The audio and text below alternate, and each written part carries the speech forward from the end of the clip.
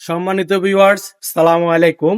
আমি এখন যে জায়গাটির মধ্যে অবস্থান করতেছি, জায়গাটি হচ্ছে ফেনী জেলা ফুলকাজী উপজেলা দক্ষিণ শ্রীপুর নামক একটি গ্রামে। গ্রামটি হচ্ছে আমাদের সাবেক প্রধানমন্ত্রী খালেদা জিয়ার বাপের বাড়ি। এই যে আপনারা একটু তার দর্শনীয় স্থানগুলো একটু দেখতে পান। এখানে এসে জায়গাটি আমার কাছে অনেক ভালো লেগেছে। এখানে বিকালবেলা ফটো সেশন করার জন্য অনেক সুন্দর সুন্দর জায়গা রয়েছে।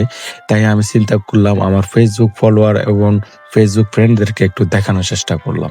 আসলে এই জায়গাটি অনেক সুন্দর এবং দর্শনীয় স্থান আছে। আছে আপনার মসজিদ, মাদ্রাসা, ঢিগি, অনেক কিছু আছে। আসলে এই জায়গাটি আসতে আপনার কোনো টিকিট লাগবে না।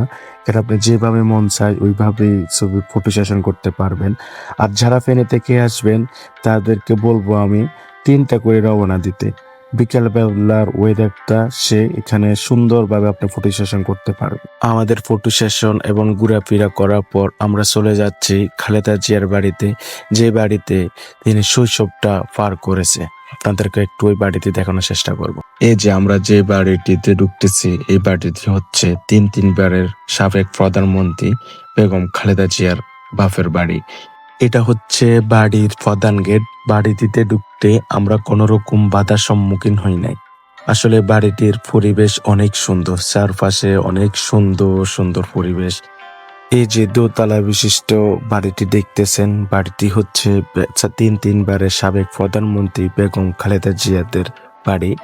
এই বাড়িটিতে বেগম খালেদা জিয়ার শৈশব এবং কৈশোর কাটে, কত না স্মৃতি রয়ে গেছে এই বাড়িতে।